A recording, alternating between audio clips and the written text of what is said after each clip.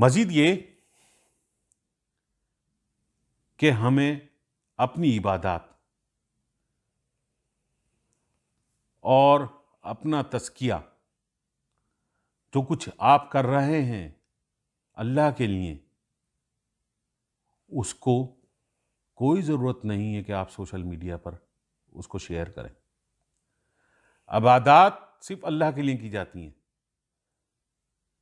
اور جہاں پہ وہ عبادات جو آپ سوشل میڈیا پر شیئر کرتے ہیں، اس عبادت سے اخلاص نکل جاتا ہے، اور جس عبادت میں اخلاص شامل نہ ہو وہ اللہ تعالیٰ قبول نہیں کرتا ہے۔ اس لیے ہماری عبادات صرف اور صرف اس وقت تک قابل قبولیت ہے، بارگاہ ایزدی میں رکھتی ہیں، جب تک کہ ان میں دکھاوا نہ ہو، جب تک کہ اس میں تصنع نہ ہو۔ اور اگر ہم ان لمحات کو جہاں پہ ہم اللہ تعالیٰ سے خشوع اور خضوع کے ساتھ مخاطب ہوں، خشوع اور خضوع کے ساتھ ذکر کریں، کسی بناوٹ اور تصنع کی بنیاد پر دکھاتے ہیں یا شیئر کرتے ہیں، تو وہ عبادت اخلاص سے خالی ہے، اور اس عبادت کے قبول کرنا اللہ تعالیٰ کی رحمت کے دائرے میں آتا ہے۔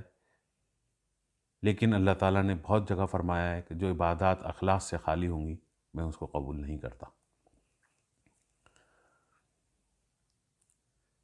ساتھ کے ساتھ دنیاوی طور پر جو معلومات ہم شیئر کرتے ہیں، وہ بہت ضروری ہے کہ ہم کوئی نجی معلومات کسی غیر آدمی سے شیئر نہ کریں، یا کسی دوست سے یا کسی جاننے والے سے شیئر نہ کریں جس کو ہم سوشل میڈیا سے ہی صرف جانتے ہیں۔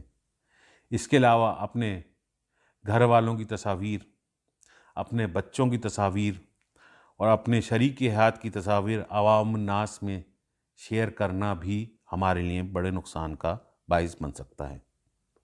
میرے دوست، سوشل میڈیا ہمیں قریب لانے میں مدد کرتا ہے، لیکن اسے ہم اور آپ کے درمیان میں نہیں ہونا چاہیے۔ اس کا مطلب ہے کہ جب بھی مجھے آپ کی ضرورت پڑے اور آپ کو میری ضرورت پڑے تو ہم آپس میں بنفس نفیس ایک ملاقات کا احتمال رکھ سکتے ہیں۔ ایک ملاقات کے لیے ہمیں تیار رہنا چاہیے۔ یہ نہیں کہ ہم عید اور تعطیلات کے دنوں میں بھی اپنے پیاروں اور دوستوں کو صرف سوشل میڈیا کے ذریعے پیغامات بھیجیں، یا اگر کسی بیمار پرسی کرنی ہے تو اسے سوشل میڈیا کے ذریعے پیغام بھیج کر اور سمجھیں کہ ہم اپنی ذمہ داری سے مبرہ ہو گئے، یا جو بھی حقوق ہمارے ساتھ رہنے والے لوگوں کے ہیں وہ ہم سوشل میڈیا کے ذریعے پورے نہیں کر سکتے۔ اس کے لیے ہمارا ایک ذاتی حیثیت میں کانٹیکٹ ضروری ہے، وہ کانٹیکٹ برقرار رکھنا چاہیے۔ یہ سوشل میڈیا اس سلسلے میں ہماری ذمہ داری کو پورا نہیں کر سکتا، اور ہم اس سے مبرہ بھی نہیں ہو سکتے۔ سوشل میڈیا آج کی دنیا میں اتنی تیزی سے ترقی کر رہا ہے کہ یہ ہماری روزمرہ کی زندگی کو مکمل تبدیل کر چکا ہے اور مزید تبدیل کرے گا۔ ہم اس ٹیکنالوجی کے دور میں جلد ہی سوشل میڈیا کے بغیر اپنی زندگی کے معمولات پورا نہیں کر پائیں گے۔ اس کے فوائد کے ساتھ ساتھ ایک بہت بڑا نقصان ہے کہ ارباب اختیار ہمیں اس سوشل میڈیا کے ذریعے کنٹرول کرنا چاہتے ہیں۔ اس کنٹرول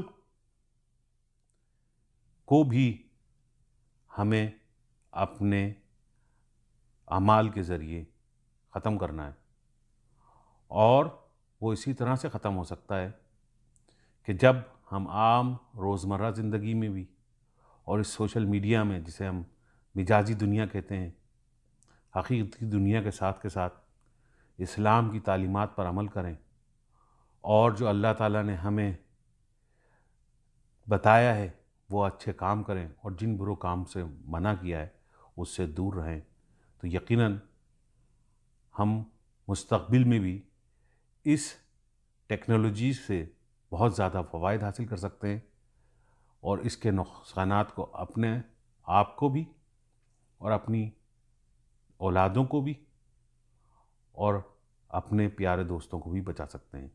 اس کے ساتھ میرے دوست، میں آپ سے اجازت چاہوں گا۔ ہو سکتا ہے میں نے اس مضمون میں کچھ غلطیاں کی ہوں، تو میں اللہ تعالیٰ کے بارگاہ میں اس کی معافی چاہتا ہوں، اور اگر آپ اس مضمون میں کوئی تصحیح کی گنجائش دیکھتے ہیں تو میں بڑی خوشی کے ساتھ آپ کی نصیحت کو قبول کرتا ہوں۔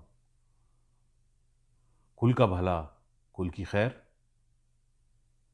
اللہم افتح لنا بالخیر واختم لنا بالخیر وجعلنا واقب امورنا بالخیر بیدک الخیر انک علی کل شیء قدیر۔ آمین ثم آمین۔ اللہ حافظ۔